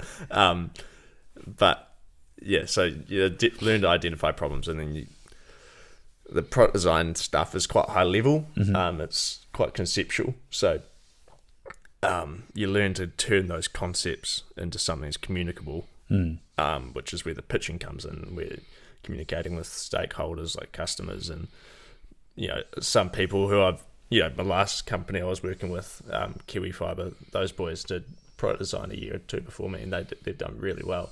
And they've had to learn how to communicate their offering. They did this in uni. They learned to communicate their offering to customers and then also investors to raise capital, so that they could go do what they needed to do. So you learn all those skills. There's a lot that you have to go and learn yourself or do. What are Kiwi Fibre doing? They turn flax, harakiki, into composite materials. Cool. For like your skis and your race cars and stuff like that. So I was helping them get fibre, design a machine to help them extract the fibre and then turn it into decorticator. Yeah. Like the decorticator's hemp, and we call the fibre extraction machine. Yeah. Did it exist already, or did they have to create? It existed in the from 1800s. It was the first patent in New Zealand. Yeah. Oh wow. Yeah, it's cool. And then the machines existed until they stopped being manufactured in like 1950, I think. And then what stopped? So the nylon fibers. Yeah. So the industry, the harakeke ropes were really I need to reorganize my thoughts, but the premium ropes compared to linen and hemp and stuff, like the navies of the world really demanded them. Yeah. So we started off just stripping them by hand with the mussel shells and selling them like that overseas. And then there was like World War One and World War Two, where there was a peak in demand. So we started producing more, and by then the machine had been designed and scaled nationally. And then, so after World War Two, there was a huge drop in demand, which saw a lot of mills close. And then the machinery for making all of the ropes and the textiles all go overseas to Tanzania. Wow. Of all places. And then a few mills survived and kept going. There was a subsidy for making wool packs for a while. And then a lot of that knowledge was lost. Wool packs are mostly nylon now, is it? Yeah, now. Yeah. So the 1970, the last commercial mill closed, and then from then it was just 2 mills left as museums. Templeton Mill in Southland, and there's one in Foxton. So those machines, the Templeton one works, and the knowledge is there. Vaughan Templeton, very in-depth knowledge of how the old industry did it, and then so. Where in Southland did you say that was? It's in Riverton. In Riverton? Yeah, just out of Riverton. Yeah, nice. Otaito Bush. So yeah, my job was to figure out how to build a new industry and start building it. Design a machine. Is the demand coming from sustainability? Demand's coming from, not so much sustainability, but higher performing natural fibers. Yeah. So they've got other value props like energy absorption and radio transparency and stuff like that. So radio transparency. Yeah. So you can ping so like fiberglass is radio transparent, but carbon fiber is not. So if you want to make a radar dome, that's lightweight for like a remote control plane or a plane, and you want the rest of your plane to be composite or real lightweight, but then you get to your radar dome and you want it to be strong, so you got to make it out like fiberglass or something. Yeah. Again, high level, but so you can make it out of flax instead. Yeah. And then if it broke, you'd have resin and flax instead of resin and glass. Yeah. And then on the environmental side, it's like 20 tons per ton of carbon fiber that's produced. Is like 20 tons of CO2 that's released. Yeah. Some papers say. And then for flax, it's very little. Yeah. At Field Days, they had the river planting, and they showed you like the root structure of harakeke. Were you there this year? It was last year. Yeah, so we were there too. Oh right, yeah. Yeah. Oh, not last year. Sorry, the year before. Year before. Yeah. Pissed with rain. Yeah. But yeah, and like anybody that knows that's had harakeke in their garden and chopped them back, they grow again. Yeah. Like that's a pretty like how. Could we expect plantations of flax? I don't. Yeah. Just there's so much wild harakeke of the right stuff so you don't really. But it isn't needed yet. Yeah. Again, yeah. I don't know if I'm allowed to speak too much on it. Yeah, for sure. Yeah. And so on your page, you're sitting in a hot tub on a boat. Was that pure salt? Was that you? Instagram page. Yeah. That was pure salt. Yeah, how'd you end up there? My ex's family Oh. took me on a trip there. wounds. Yeah, that was an awesome trip. Yeah. Awesome trip. And it was like 7 days of spearfishing. I got this terrible ear infection from the freshwater layer. So I only did like 4 or 5. But yeah, so many butterfish, so many crayfish. Like, that fishery is amazing. Yeah. And then on the second day, we were diving in this really high current spot, and the current was pushing it. There was this ledge. Yeah. So we were diving from the deep to the shallow, and my mate dives down, and this huge kingfish just pops up in front of him. And he plugs it straight in. It's like top of the back, so it was big kingy, and it was just swimming around. And then all I hear is second shot, and I'm thinking, what does he need a second shot for? Like, surely there's nothing. It's Fjordland. There was nothing in my head that was thinking, maybe he shot a harpooker or something. And then I'd swim over, and there's this ginormous kingfish swimming around, and I'd just been spearing kingies up at home. Yeah. And I was like, I haven't seen anything this big ever. Yeah. Underwater. And then dive down. Yeah, it's shot through it's not a kill shot. So dive down, go to take the second shot, miss. Good. Reload, swim back up to where it was, dive down and shoot it, and it ended up being like 27 kg. It was huge. Wow, it's a big fish. Did you see? Did I post that photo? I think it was all of us lined up. Yeah, he's like a 6'7" dude, and this thing's like taking up most of it on the photo. It was a huge fish. Yeah, huge fish. But yeah, that trip is amazing. Fjordland is amazing. Did you go do any trapping with him? Nah. No. We walked up to Moose Lake in the pissing rain. It was fun. Didn't see any moose. Didn't see any moose. But yeah, that helicopter in and out was incredible. Yeah. It lands on the back of the boat, or top of the boat? Lands on the back of the boat. Oh, top. It was like second deck. Yeah. Like, I don't know how to. Got like the living area below, that's engine room, and then wheelhouse and helicopter pad on top of that living deck. And yeah, you come down and you come over that last ridge. Everything opens up onto the fjord, whichever one you're in. Yeah. And then you just drop in the helicopter, like just straight down, and then do a few circles and land. And the whole time you're like, had you been in a helicopter before? I'd been in one once before. Yeah. Yeah. I got to do a lesson in one when I was in Australia in a 22. It was bloody. You did a lesson in one? Yeah.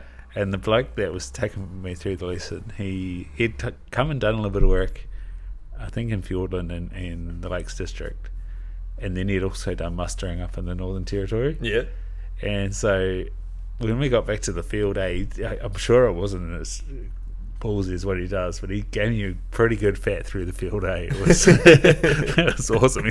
And Robbie like, gotta go bubble first down and through. I was like, oh mate, I was like, I bet this is only like half of your skills, But so when we were in the hover, he sort of let me manipulate the tail a little bit and not go up and down. I can't remember what else I was doing. And then up in the top, I got to use all three controls sort of independently. Yeah. Yeah, he fired it up and got us up and out of the field, and then we were up sort of 300 metres and mucking around over the beach, and then flew back to the airfield, and then we mucked around sort of about 10 metres off the ground, and then he was like, right, I'll take you for a fat through the field. That's cool. He was a sweet half an hour lesson. That was bloody awesome.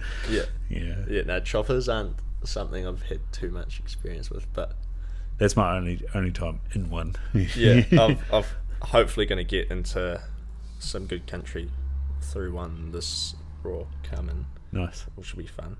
So have you booked one? Haven't booked one yet. Yeah. But yeah, will. How does that work up here? Are the areas related to the choppers, or I don't know yet? No, I'm just going to call someone up there, up where I want to go, and hopefully they got space. I think that's the way. If anyone knows, can you please, let us know? Yeah, because I had a rod and rifle subscription last year, and I've been trying to get through them between reading other books and stuff. And there's been 2 articles about heli hunting here, and it just kind of seems like booked through the chopper pilot and off you go. And it's the same like when you're in Queenstown. Obviously, the Wanaka Raw's belted, and then you're sitting around Queenstown and you just watch on the Saturday like 20 Lakes helicopters just take off, and you're like, fucking there they go. Yeah, it's like, I guess that's them for the week, I suppose. Yeah. I mean, I like to wait until I find a weather window instead of booking something in advance. Yeah. But yeah, that's just me. Yeah. I feel a lot of people are different in how they like to plan their hunts. Yeah. Like, especially around annual leave and stuff. Yeah. Like, they're just like, this is when I'm going off. Yeah. Whereas I'm thinking, when is the best to go? Yeah. Whereas me, I'm like, I'm free this weekend. Is it going to be nice? Yeah.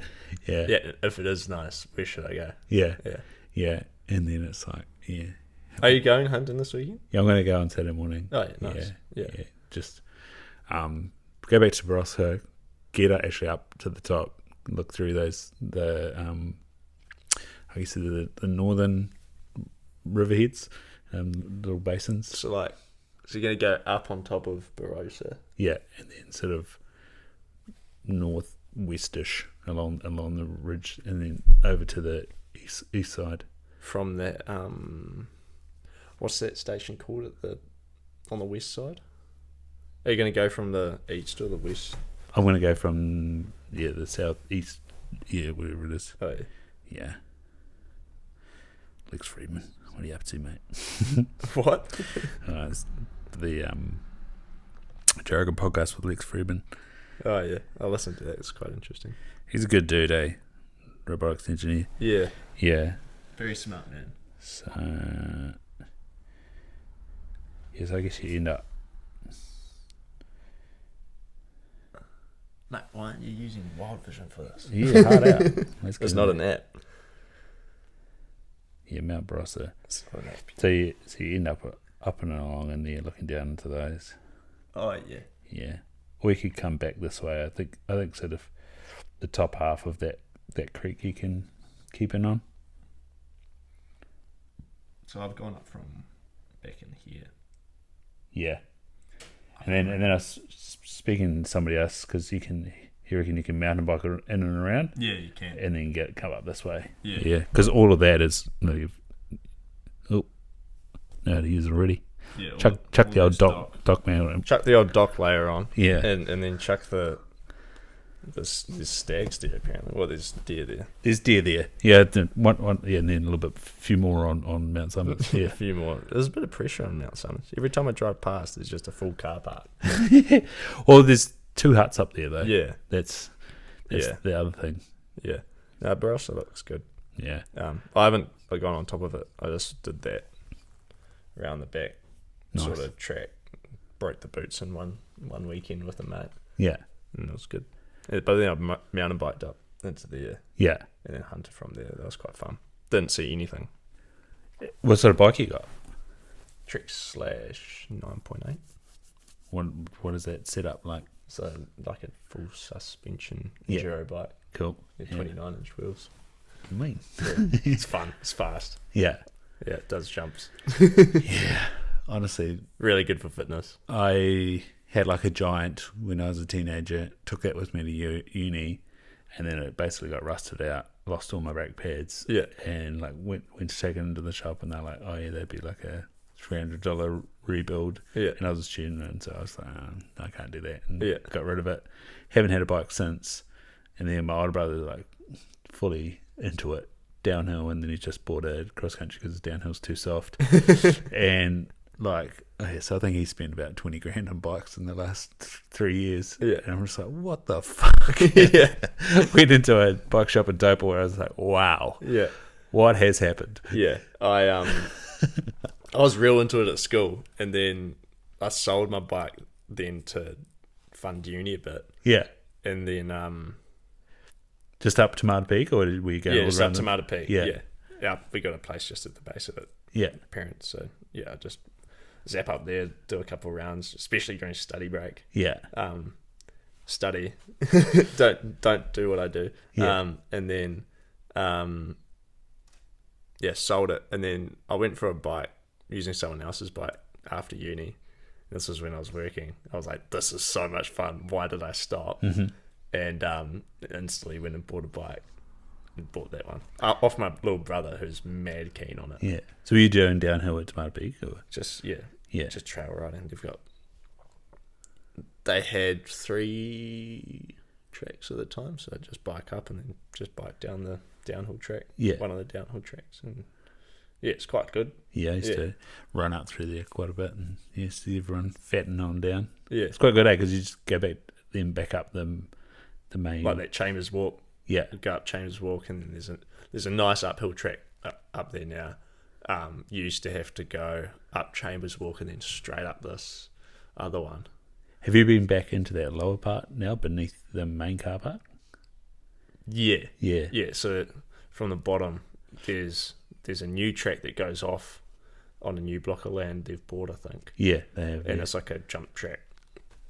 And then, so like when I was back at home over Christmas, I'd bike up, do one loop of the flow trail, then bike up again, do the Tamata downhill track, which is a bit more technical, and then I'd bike up halfway and then to that middle car park and do the little jump track. Yeah, it's good amount of climbing for a day. What was that, like hour and a half worth of? Hour and a half, yeah. It's not actually that far. No. It's like 15 Ks in total, but it's a lot of vert. Yeah, because I'd used to run up the backside, and then come down the main road, and then go out to Tiawanga Road or whatever it's called. Right. Yeah. Yeah. And then sort of go towards Clive, and then come back along Napier Road back to Havelock. It was ridiculous. I was like, in the heat of it, I'd get up at 5 a.m. That's for ultras. Yeah, and run like a half marathon before work. It was so weird. Now I like get up in the morning. I'm like, oh fuck, gotta get to 5Ks. Or like last night after work, I didn't get up yesterday morning, and he wanted to go for a bike ride, and we sort of ran there and out and around. I was like, oh, that was a 3K block. Like, this is so nothing. Yeah. I had a couple concussions at uni. Yeah. And so I just stopped exercising for quite a while. Yeah. And then, like a couple of years ago, once I'd sort of recovered from that, picked back up, after rugby and stuff, picked the fitness back up, and from where I started, I was just like, 3Ks, holy fuck. Yeah. And I was always wondering, why am I so unfit on hunts? I've been trying to chase these two weapons, two mates who are complete weapons in the hills. Yeah. And I'd always be left behind, and then I started working on my fitness a lot more. Yeah. Now it's like, that's good. Easy. Did you play for uni? Did I what? Did you play for uni? Yeah, I only played for the first half of the first season. Yeah. And then got concussed, and it was my third, so I was like, nah. Yeah. Nah, no more of this. Knocked out or no? Nah, just it was just in training, and it was just a temple to the side of the head. Yeah, that's head to the temple. And elbow to the side of the head, like it was coming through, and I was just being wasn't fully into it. Yeah. It was smack. Yeah. And then I went to jump and line out, and I was like, Not good. And then I was fucked up for a good month and a half of like just trying to do uni, and I'd just go to uni and just fall asleep. Yeah. I'll come back, fall asleep. Then, I was like, no more of that. Yeah. Yeah, I got top of the head to the temple. Yeah, I didn't get knocked out, but man, I was rocked. Yeah. I did play the next year when I went to I actually came back 3 weeks later and played half of the semi and then the final, and like was fine. Yeah. And then I played the next year in Australia, which probably wasn't too wise, but then stopped after that. And I haven't gone back. Yeah, I prioritised my brain health over fun on that one. Yeah. I was saw a reel this morning of Willie Mason talking about the aftercare that they're getting in the NRL. Every 5 years they're doing like a 3-hour test, like MRI and everything, Really? just to track them. I was like, fuck, that's pretty good. It was by every 5 years. Every 5 years. Right. It was by what's his name, Christie, and he's good mates with the guy that committed suicide. And he was like, "Oh, where are we at with this New Zealand Rugby Union?" I was like, yeah, it's true. Yeah. No, because I read Carl Heyman's book. Oh, yeah. And that's gnarly. That's just... Is the whole book about that, or is it a bit about his career too? It's about his career. Yeah. But then how... I watched him on one of the One News or something. Not One News, 7. Sunday it might have been, yeah. And but it's just how his... how all these successive head knocks, although they were, minor, and then his attitude towards pain and injuries. He was the tough guy. Yeah. So he had to be the tough guy.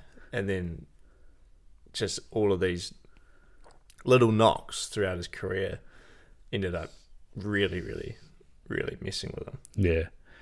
Yeah. And then sort of alcoholism as well. And it's like, is that from lack of inhibition from too many knocks? Yeah. Yeah. It's like, it changes your personality big time. Yeah. And like even I ran that official a week and a half ago. And then even by yesterday, I was like, oh, fuck, I need to get some more back on that. Official. Yeah. I am good as long as I'm taking fish oil. Right. Yeah. What does the fish oil do? It just lowers your nervous system and stuff. And just, helps keep your neural activity good. Right. But yeah, if I go off fish oil, and maybe it's because I'm hyper aware about it. Maybe I've got a little bit of OCD around it or something. Yeah. But yeah, I'll start tripping my words. I'll start losing a word. So it's like called aphasia. So for me, I can see everything around the word, but I cannot say the word anymore. Like I can't pinpoint the word I want to say. Huh. It's like, and this was 2017. It happened. Same year as this podcast. Yeah. Yeah. And yeah, it's, if I'm not careful, it'll still show up. Yeah. And I'll get like eye twitch on that's actually on the other side. Oh, maybe it is that side. One of the two. Yeah. I got hit on the left side. I was at like an optometry thing for this 2020. It was just before COVID actually. And they were just looking at my pupils, and my pupils are still like uneven in their reactions and stuff. Like, so it was quite a big one. Yeah, on top of probably a few, half a dozen minor ones. Yeah. I think these few are just minor.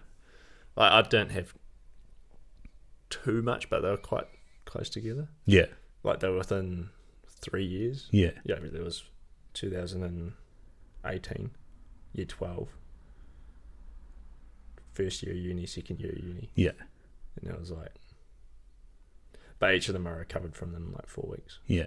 5 weeks, 6 weeks. Yeah, so when I'm doing an eye exam for concussion, that's sort of, if someone's getting beyond 3 months, that's when it's classed as chronic. And right. Post-concussion syndrome. Yeah. And so like I say, this was a big hit, and it was on top of, I'd had a whiplash one 3 years earlier or 2 years earlier, playing sevens at Rugby Park. And yeah, it was December, just before Christmas. The ground was rock hard, and whiplashed the back of my head into the ground, and then started getting the like aura of basically like static. That it was a static square that just moved around my vision. Right. And so then I had like 2-week return to play with the physios there. And then sure enough, hurt my shoulder, did my AC joint 2 weeks later. Like, yeah, that's coming. Yeah, massive increase in risk of other injuries when you've post-concussion. Right. Yeah. And then, so then played the full season down here. Then I played another season in Cambridge, and then it was the season after that in Cambridge where I got whacked in the side of the head. Yeah. Yeah, so it was about 2.5 years later. So it was fair enough break, but I think it was starting to get pretty accumulative. Yeah. Yeah. Yeah. So fish oil is it just a bit of a stimulator even if just normally? Yeah, absolutely. So where the sort of thinking of it comes from is, 20 years of war from the States created a lot of concussions, and then post-traumatic stress disorder as well. And so they looked at the diet of the troops, and it was low in omega-3 as it was. So they supplemented the military rations with omega-3 or fish oil, and that reduced their concussion rate. And then they hyper-supplement people with concussion, and that reduces the symptomology of concussion, and also reduce their amount of post-traumatic stress disorder. Right. Yeah.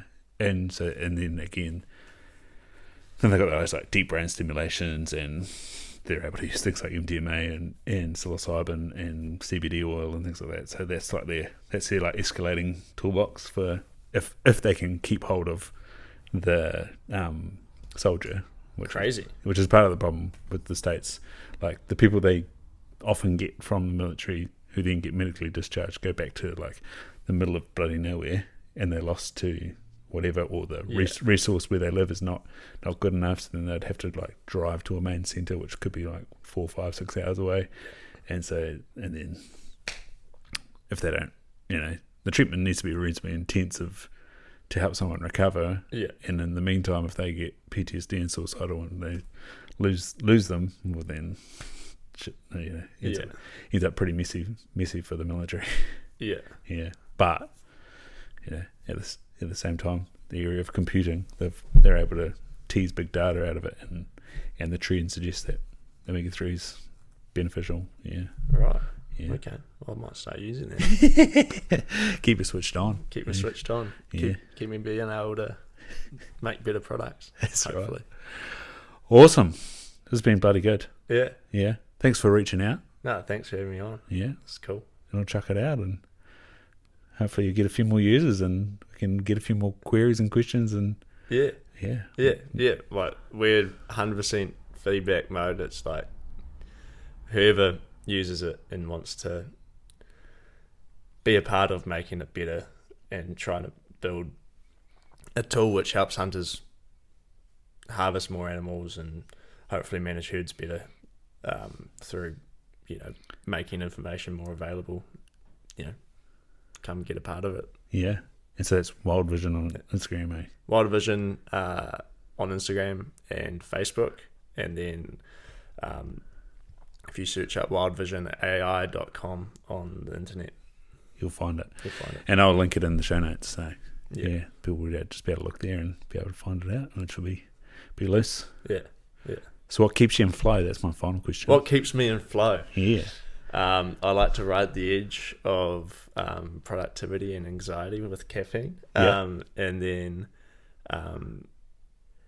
the great thing about using like software is designing software is a real fast feedback loop. Oh, cool. So you get tons of like tiny hits of yes throughout the day or no. And then once I start on a problem, I just want to keep solving it. So how long is deep work for you? Are you talking you can be in there for hours or? Yeah, like good 5 hours. Fuck. And I'll just chuck on like some faster paced music like Red Hot Chili Peppers, or lately it's been a bit of, I guess you call it house or techno sort of stuff. Yeah. EDM. And then and then I'll do these design sprints like the past, from September to December was like a 2-month late September to December was like a 2-month design sprint Mm. where I was just focused on building that, WildVision based tool, like the map. And then I sort of chilled out for a bit Yeah. and got all my thoughts in order, and now I'm in the second sort of design sprint, or just finished it. So I get real into this deep focus, and not much can sort of Break you. Yeah, get in, I guess. It's not very good for much else than building tools, I don't think. No. Awesome. Yeah. Let's wrap it up. Awesome. Cheers, mate. Very good.